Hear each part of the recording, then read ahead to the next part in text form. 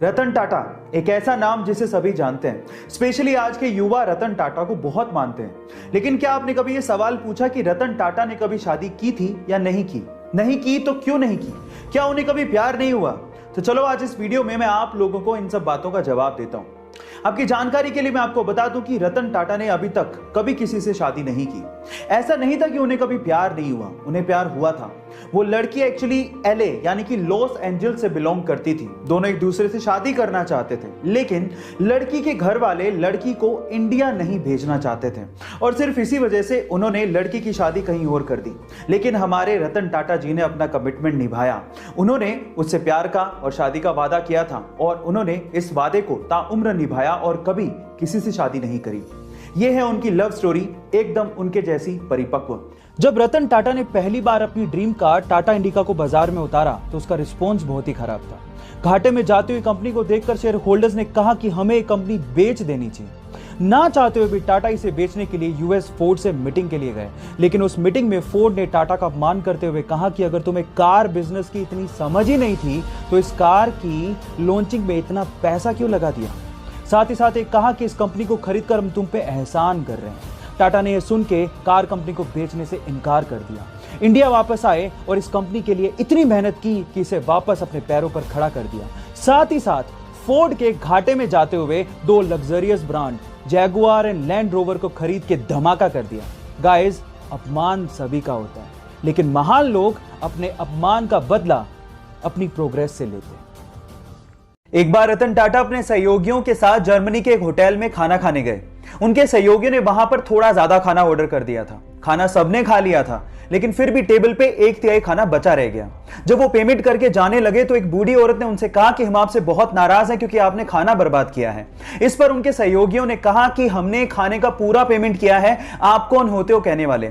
इस बात से गुस्सा होकर उसने एक जर्मनी के एक ऑफिसर को कॉल लगा दिया। वहां पर जब ऑफिसर आया और उसने जब पूरी बात सुनी तो उसने 50 यूरो का जुर्माना ठोकते हुए कहा कि खाना उतना ही ऑर्डर करो जितना खाया जाए। भले ही तुम्हारे पास पैसे हों, लेकिन ये संसाधन पूरे समाज के हैं। गाइस, आज भी हिंदुस्तान में हर दिन 40% खाना वेस्ट किया जाता है और यह भी एक सच्चाई है कि हर दिन 19 करोड़ लोग बिना खाना खाए सोते हैं। इसीलिए खाने को बर्बाद मत करो, क्योंकि जो खाना बर्बाद कर रहे हो वो बहुत लोगों को नसीब तक नहीं होता। एक बार किसी रिपोर्टर ने रतन टाटा जी से सवाल पूछा कि सर, आपके रहते हुए एशिया के सबसे अमीर इंसान मुकेश अंबानी जी क्यों हैं? तो उन्होंने बड़ा ही सुलझा हुआ और दिल छू लेने वाला जवाब दिया। उन्होंने कहा कि हम इंडस्ट्रियलिस्ट हैं और मुकेश अंबानी जी बिजनेसमैन हैं। हम ये नहीं चाहते कि इंडिया इकोनॉमिकल सुपर पावर बने, बल्कि हम ये चाहते हैं कि ये देश, ये इंडिया खुशहाल नेशन बने। और इसी सपने को पूरा करने के लिए रतन टाटा जी अपने पैसों का अधिकतर हिस्सा चैरिटी में डोनेट कर देते हैं। आपको रतन टाटा जी का यह ख्याल सुन के कैसा लगा, चैट सेक्शन में लिखना मत भूलिएगा। मुंबई की सड़क पर एक कुत्ते का किसी कार से एक्सीडेंट हो गया तो वहां पर मौजूद शांतनु नायडू नामक एक लड़के ने इन स्ट्रीट डॉग्स के लिए कुछ करने की सोची। उसने दिमाग लगाया कि क्यों ना इन स्ट्रीट डॉग्स के गले में एक चमकदार कॉलर डाल दिया जाए जिससे ड्राइवर को दूर से ही ये दिख जाए ताकि इनकी जान को बचाया जा सके। और उसने मुंबई में गली मोहल्लों में जाके सभी स्ट्रीट डॉग्स के गले में ये चमकदार कॉलर डाला भी। उसकी स्टोरी को टाटा समूह की मैगजीन में कवर भी किया गया और उसके बाद रतन टाटा ने खुद ने शांतनु को फोन करके उनके साथ काम करने को कहा। बहुत बड़ी बात है गाइस, तो शांतनु नायडू और उसकी पहल के लिए एक लाइक तो बनता है। चलिए गाइस, आज मैं आपको फिर से एक सच्ची घटना बताता हूं। एक बार एक बॉस ने अपने ड्राइवर को देखकर पूछा कि क्या बात है, आज बहुत खुश लग रहे हो, कुछ खास दिन है क्या? तो उस ड्राइवर ने कहा कि सर, आज का दिन मेरे लिए बहुत स्पेशल है क्योंकि आज मैंने रतन टाटा जी को कार ड्राइव करते देखा। तो बॉस ने कहा कि इसमें क्या खास बात है? तो उस ड्राइवर ने कहा कि सर, जब वो कार ड्राइव कर रहे थे तो मैंने उनको अभिवादन देने के लिए हाथ हिलाया और बदले में उन्होंने मुझे रिस्पॉन्ड किया, इसीलिए आज मैं बहुत बहुत खुश हूं, मेरा दिन बन गया, सच अ ग्रेट पर्सनैलिटी।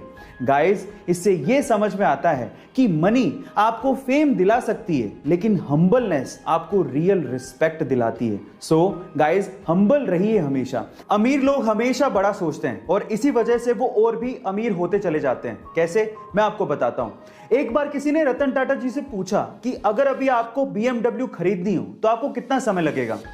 तो रतन टाटा जी ने जवाब दिया 5 साल। तो उस बंदे ने कहा कि 5 साल, आप तो इतने बड़े बिजनेसमैन हैं, मैंने तो सोचा कि आप चुटकियों में खरीद लेंगे, तो 5 साल कैसे। तो रतन टाटा जी ने जो जवाब दिया वो आप लोगों को सुनना चाहिए। रतन टाटा जी ने कहा BMW एक बहुत बड़ी कंपनी है। जहां आप और हम जैसे लोग BMW कार के बारे में सोच रहे थे, वही रतन टाटा जी BMW कंपनी को खरीदने के बारे में सोच रहे थे। इसलिए गाइस, ये कहा जाता है कि अगर आपको बड़ी सफलता चाहिए तो सोच भी बड़ी रखनी होगी। ये अमेजिंग वीडियो आपको कैसी लगी चैट सेक्शन में जरूर लिखिएगा और ऐसे अमेजिंग मोटिवेशनल वीडियोस के लिए YouTube पे हमारे चैनल को सब्सक्राइब कर लीजिएगा, वीडियो को शेयर करिएगा और लाइक करना मत भूलिएगा। मिलते हैं अगली वीडियो में।